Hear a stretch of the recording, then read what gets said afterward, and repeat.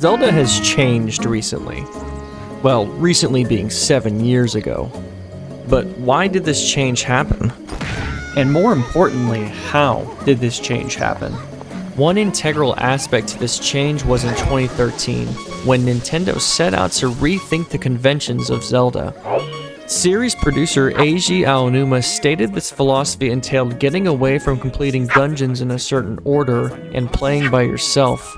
By this point, Aonuma had established a very strong repertoire of Zelda games under his belt, and grew tired of the traditional Zelda formula. In fact, a margin of dedicated Zelda fans held his sentiment at the time. I mean, this video by Ego Raptor, which scrutinizes the then monotonous Zelda formula, has over 13 million views. Zelda experience, but instead you led Zelda into a frustrating monotony. You know, what started the franchise was like the sense of wonder, and what is this far? I'll just let you watch the video because it does sum up Zelda fans' thoughts at the time, but how exactly was Nintendo going to change the formula? Well, in their own words, the Zelda team's goal was to capture the essence of Zelda, aka Zelda 1, and just Zelda 1. This would mean an indirect reboot of the franchise, but before committing to this radical change, they tested a few convention-breaking ideas in A Link Between Worlds released later in 2013. In this experiment, they actually achieved their initial goal of tackling dungeons out of order, much to the satisfaction of die-hard fans at the time. Now it was time to stop experimenting and commit to making a title that not only shakes the core of the series, but gaming in general. And with the series that has never had any truly bad games, everybody waited in anticipation for the next Zelda. Boy, this piece is what all true warriors strive for. All eyes were on the Zelda team, which now consisted of a largely young group this time, and the game had finally been given a proper title, Breath of the Wild.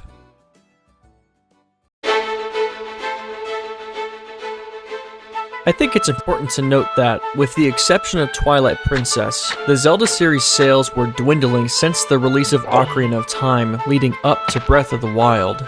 This game had to pull through and sell well. Zelda's sales trajectory was similar to that of Metroid, and as of this video, Metroid hasn't received a true 3D game in 15 years as a result. Breath of the Wild was abandoning almost every aspect of the formula, yet not following the trends of modern gaming. It was boom or bust. Generally, Nintendo likes to beat out their best-selling game, something Majora and Wind Waker failed to do. Then there's the new king, Twilight Princess and the crown Breath of the Wild would try to take. Or Skyward Sword. The numbers start coming in.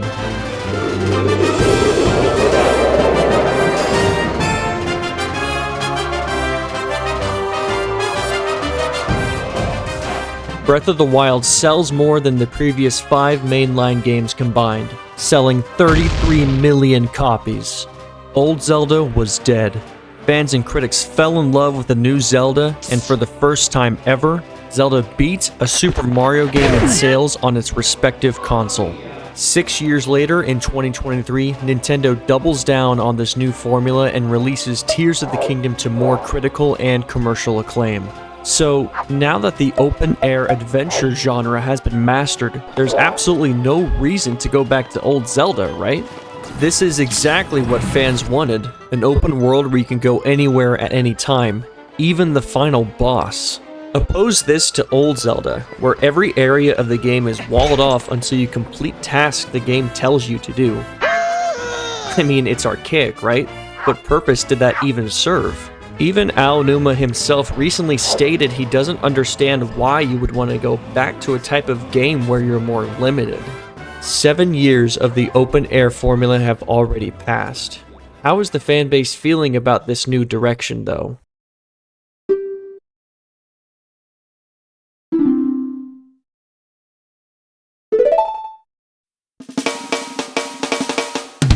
On a poll recently conducted by IGN, they asked Zelda fans if the series should return to the more traditional format.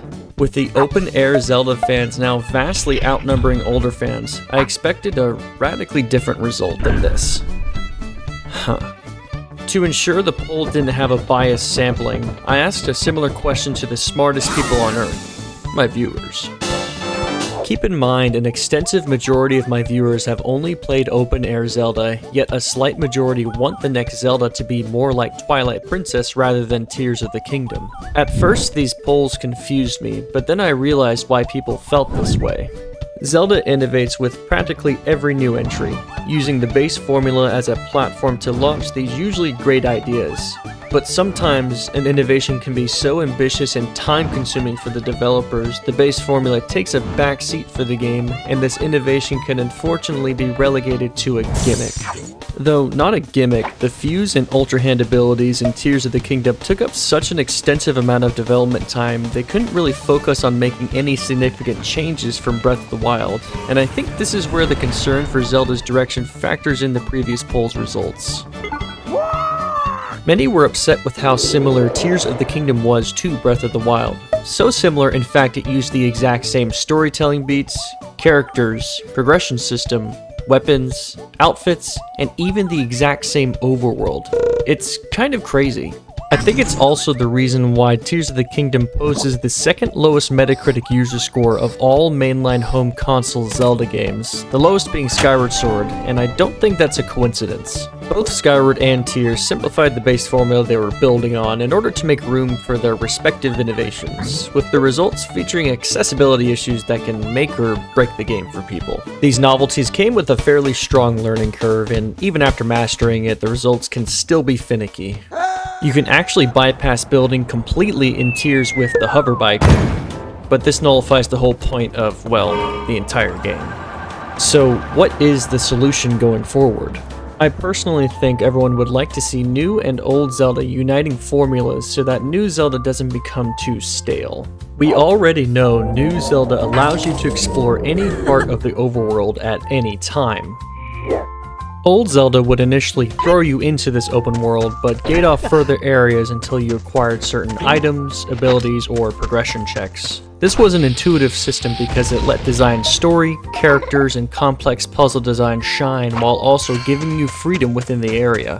And contrary to Aonuma's recent statements, there's nothing inherently bad about this design. In fact, it gives the developers freedom to create design challenges in a pseudo-Metroidvania style. The marriage I think hardcore Zelda fans are looking for would be having access to all of this open world, but perhaps there are some areas that are significantly more difficult rather than impossible to navigate.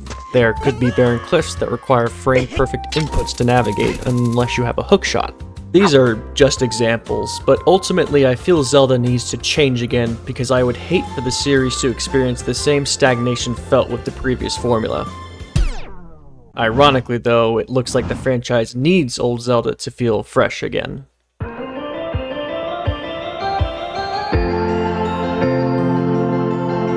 Big shout out to Abadab, EJ44, Spicoli75, The Fifth Tier, Dylan Yuhi, P-Chan, Omega Man 87272, Minty, Will, Taserboy10, Elsie, Rex, Knox Townsley, Awesome Jedi 17, Tristan Chalistiois, and Jasmine E.